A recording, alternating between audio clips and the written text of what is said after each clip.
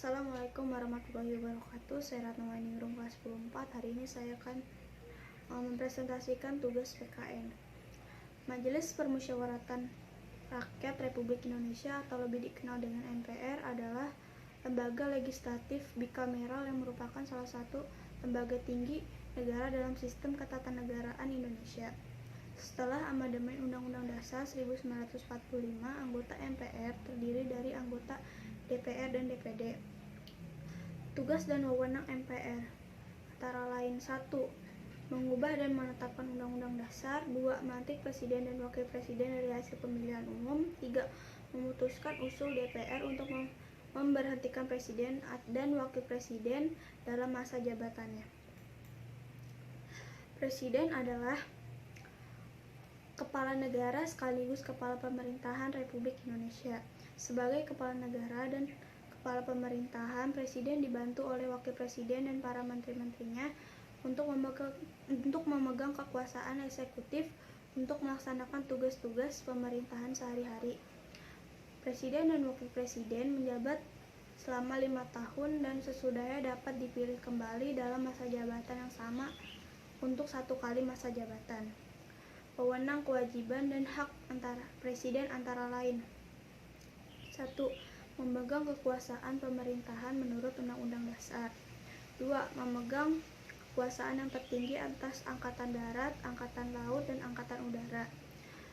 3. Menetapkan peraturan pemerintah pengganti undang-undang dalam kegentingan yang memaksa. 4.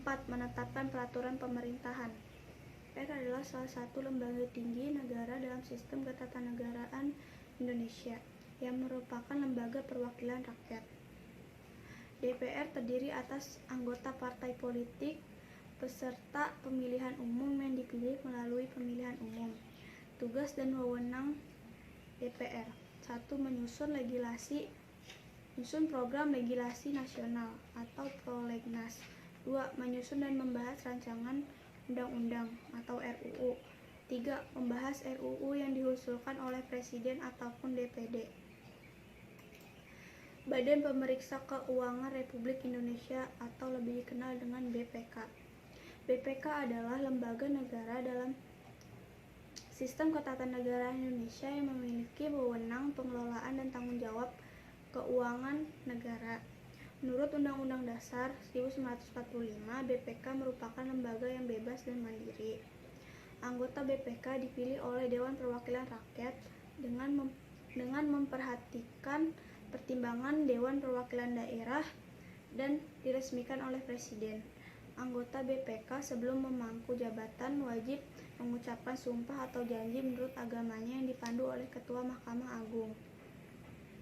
Tugas BPK: BPK bertugas memeriksa pengelolaan dan tanggung jawab keuangan negara yang dilakukan pemerintah pusat, pemerintah daerah, lembaga negara lainnya, Bank Indonesia, badan usaha milik negara, badan layanan umum, badan usaha milik daerah, dan lembaga atau badan lain yang mengelola keuangan negara. Itu saja yang saya dapat sampaikan, kurang lebihnya mohon maaf. Sekian dari saya, terima kasih. Assalamualaikum warahmatullahi wabarakatuh.